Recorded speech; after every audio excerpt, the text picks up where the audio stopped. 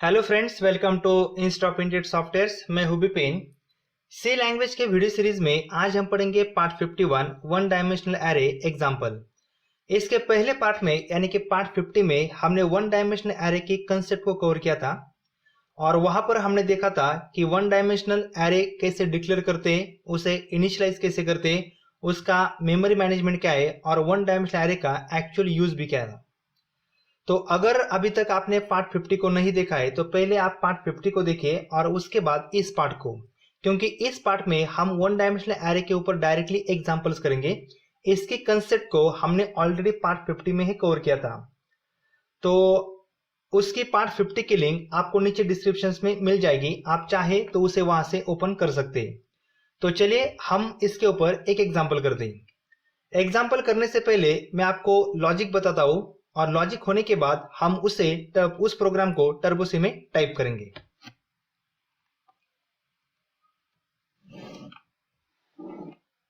तो हमें प्रोग्राम्स में क्या करना है, सबसे पहले एक एरे को डिक्लेयर करना है। तो एरे कैसे डिक्लेयर करेंगे हम, सबसे पहले डेटा टाइप मान लीजिए इंटीजर, उसके बाद एरे का नाम मैंने ए दिया और सपोज साइज 5।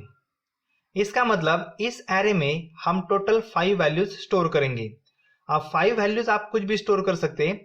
मान लीजिए मैं यहां पर स्टोर करता हूं 10, 20, 30, 40 और लास्ट में 50। एरे डिक्लेयर होने के बाद हमें इस एरे को प्रिंट करना है। तो आप एरे को दो टाइप से प्रिंट कर सकते हैं। एक तो डायरेक्टली प्रिंटफ में इंडेक्स पोजीशन एक्सेस कीजिए, या फिर आप उस एरे को फॉर लूप से भी प्रिंट कर सकते हैं। तो मैं पहले डायरेक्टली कैसे एक्सेस करना है वो बताता हूं और वो होने के बाद हम फॉर लूप का यूज करेंगे। तो मान लीजिए अगर आपको 10 वैल्यू को प्रिंट करना है डायरेक्टली, तो 10 वैल्यू को प्रिंट करने के लिए आपको इसकी इंडेक्स पोजीशन पता होनी चाहिए। तो 10 सबसे फर्स्ट बिगिनिंग में, तो 10 की इंडेक्स पोजीशन होगी 0। एरे की इंडेक्स पोजीशन 0 से स्टार्ट होती है और वो एक एक से इंक्रीमेंट होती है। तो अगर मुझे 10 को प्रिंट करना है तो मैं सिंपली ए ऑफ 0 को प्रिंट करूंगा। कैसे प्रिंट करूंगा, प्रिंट करने के लिए प्रिंटफ इंटीजर टाइप का एरे, इसलिए %d और कॉमा करके एरे का नाम ए इंडेक्स पोजीशन 0। तो जब मैं ए ऑफ 0 को प्रिंट करूंगा तो मुझे ए एरे की 0 पोजीशंस की वैल्यू मतलब यहां पर 10 प्रिंट हो जाएगी। अगर आपको 20 प्रिंट करनी है तो आप ए ऑफ 1 को एक्सेस कर सकते हैं, या फिर आपको 30 प्रिंट करनी है तो ए ऑफ 2 को भी आप एक्सेस कर सकते हैं।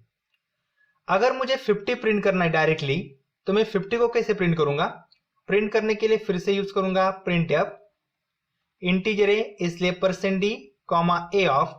अगर मुझे 50 को प्रिंट करना है तो मुझे 50 के इंडेक्स पोजीशन को एक्सेस करना होगा और 50 की पोजीशन कितनी होगी, 0, 1, 2, 3, 4, मतलब मुझे यहां पर प्रिंट करना होगा 4। तो अगर मैं ए ऑफ 4 को प्रिंट करूंगा तो मुझे आउटपुट में 50 प्रिंट हो जाएगा। इस तरीके से आप पर्टिकुलर वैल्यू या फिर प्रिंटफ के स्टेटमेंट में इंडेक्स पोजीशन से वन डायमेंशनल एरे को प्रिंट कर सकते हैं। लेकिन ये मेथड इतनी यूज होती नहीं है। क्यों नहीं होती है, क्योंकि मान लीजिए अगर आपको सभी एलिमेंट्स को प्रिंट करना है 10 से लेकर 50 तक, तो आपको टोटल 5 प्रिंटफ के स्टेटमेंट यूज करने होंगे। और अगर मेरे पास हंड्रेड्स ऑफ एलिमेंट्स होंगे और मैं हर एक एलिमेंट्स को सेपरेट सेपरेट एक्सेस करूंगा तो मुझे 100 एलिमेंट्स के लिए 100 बार प्रिंटफ का स्टेटमेंट यूज करना पड़ेगा, जो कि रिपीटेशन होगा। तो इसलिए ये मेथड ज्यादा पॉपुलर नहीं है। आपको एक आध एलिमेंट एक्सेस करना है तो आप इस तरीके से एक्सेस कर सकते हैं, लेकिन आपको सभी एलिमेंट्स को प्रिंट एक्सेस करना है तो ऐसे टाइम आप फॉर लूप को यूज कर सकते हैं। तो अब मैं आपको बताऊंगा फॉर लूप को कैसे यूज करना है। तो पहले मैं इसको रिमूव कर देता हूं।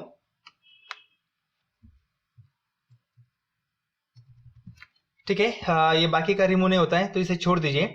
तो अब इसको फॉर लूप से हम कैसे एक्सेस कर सकते हैं। तो अगर आपके ध्यान में होगा फॉर लूप का सिंटैक्स, तो फॉर लूप में हम सबसे पहले क्या करते हैं, इनिशियलाइजेशन, उसके बाद हम डालते हैं कंडीशन, उसके बाद एक तो हम इंक्रीमेंट करते हैं या फिर डिक्रीमेंट, और ये होने के बाद उस फॉर लूप के अंदर हम कोड लिखते हैं।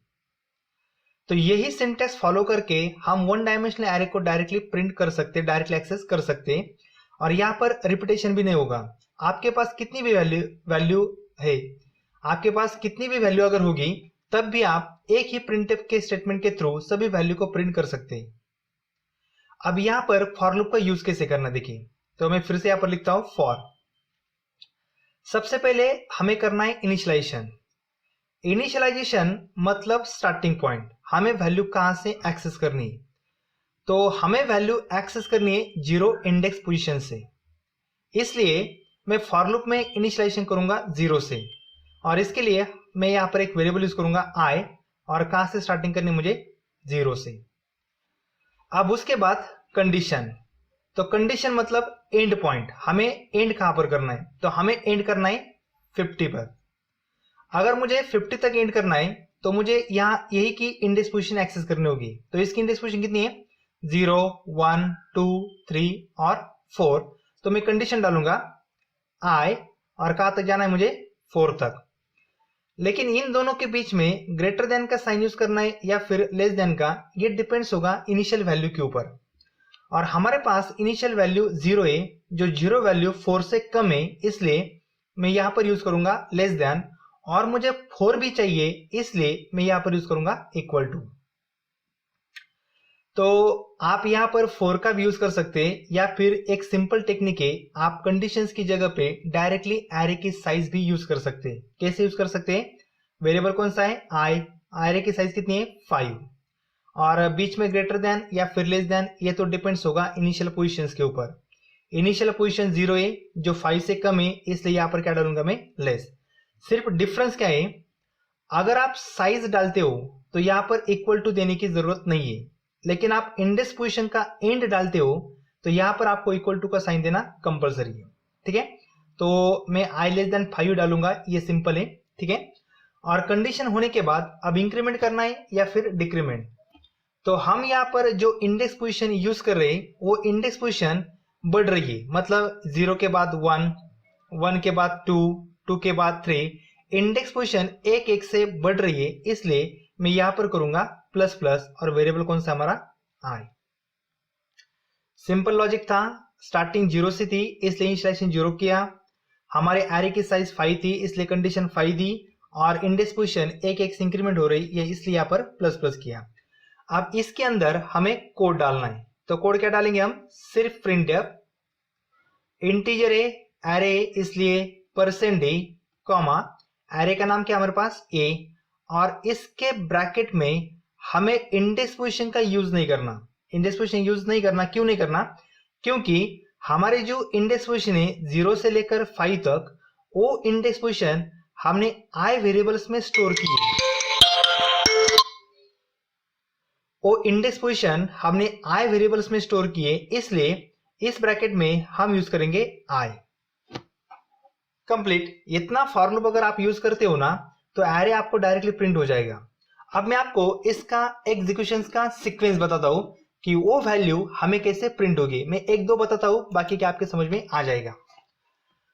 अब देखिए कैसे एग्जीक्यूशन होगा। सबसे पहले आई की वैल्यू 0 इनिशियलाइज हो जाएगी, उसके बाद कंपाइलर कंडीशन चेक करेगा। आई की वैल्यू कितनी है हमारे पास, मैं यहां पर कंडीशन डालता हूं, आई की वैल्यू कितनी है 0 लेस देन 5, तो ये कंडीशन हो गई ट्रू। और जैसे ही कंडीशन ट्रू दिए वैसे फॉर लूप एग्जीक्यूट हो जाएगा और हमें प्रिंट हो जाएगा a ऑफ i। i की वैल्यू कितनी है हमारे पास 0, मतलब हमें प्रिंट होगा a ऑफ 0। और अगर हमें a ऑफ 0 प्रिंट हुआ तो a ऑफ 0 पे कौन सी वैल्यू है 10, तो यहां पर मुझे आउटपुट में प्रिंट हो जाएगा 10।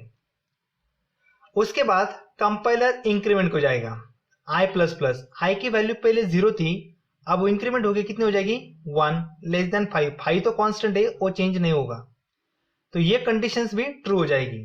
अब i की वैल्यू 1 है, कंडीशन ट्रू होने के बाद प्रिंटफ का स्टेटमेंट एग्जीक्यूट होगा और हमें प्रिंट हो जाएगा a ऑफ i। i की वैल्यू कितनी है हमारे पास 1, मतलब यहां पर a ऑफ 1 प्रिंट होगा और a ऑफ 1 यहां पर हमें प्रिंट हो जाएगी 20 वैल्यू। उसके बाद फिर से i प्लस प्लस, अब i फिर से एक से इंक्रीमेंट होगा और 1 की जगह पे अब i की वैल्यू 2 हो जाएगी, 2 लेस देन 5, तो ये कंडीशंस भी क्या हो जाएगी ट्रू हो जाएगी। कंडीशन ट्रू होने के बाद फिर से प्रिंटफ का स्टेटमेंट एग्जीक्यूट होगा और यहाँ पर a ऑफ 2 एक्सेस होगा, क्योंकि i की वैल्यू 2 है, e ऑफ 2 मतलब हमें प्रिंट हो जाएगा 30।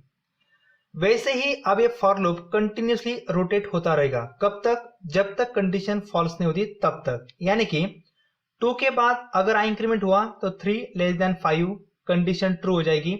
उसके बाद i plus plus 4 less than 5 ये भी कंडीशन ट्रू हो जाएगी। लेकिन जैसे ही i वेरिएबल 5 होगा 5 लेस देन 5 को कंडीशन फॉल्स होगी, कंपाइलर लूप को क्लोज कर देगा। तो अब आप देखिए हमारे पास i की इनिशियल वैल्यू 0 थी जो 1 से इंक्रीमेंट होके कहां तक चली गई 4 तक। सेम उसी तरीके से हमें एरे में 0 इंडेक्स पोजीशन से लेकर 4 इंडेक्स पोजीशन तक की सभी वैल्यू प्रिंट हो जाएगी, यानी कि 10, 20, 30, 40 यानी 50। सिंपल कोड था। अगर आप इसके बाद भी आपके एरे के वैल्यूज कुछ इंक्रीज हो जाते हैं या फिर कुछ डिक्रीज हो जाती है तो आपको कोड में कुछ चेंज नहीं करना है। आपको सिर्फ क्या करना है, यहाँ पर कंडीशंस को चेंज करना है। अगर 10 वैल्यू है तो कंडीशंस भी 10 डाल दिए, अगर 2 ही वैल्यू है तो कंडीशंस भी 2 डाल दीजिए। Simple easy. तो इस तरीके का फॉर लूप यूज करके हम 1 डायमेंशनल एरे को प्रिंट कर सकते हैं। तो चलिए मैं अब आपको एक प्रोग्राम करके दिखाता हूं टर्बो सी में, और जहां पर हम इस लॉजिक को अप्लाई करेंगे।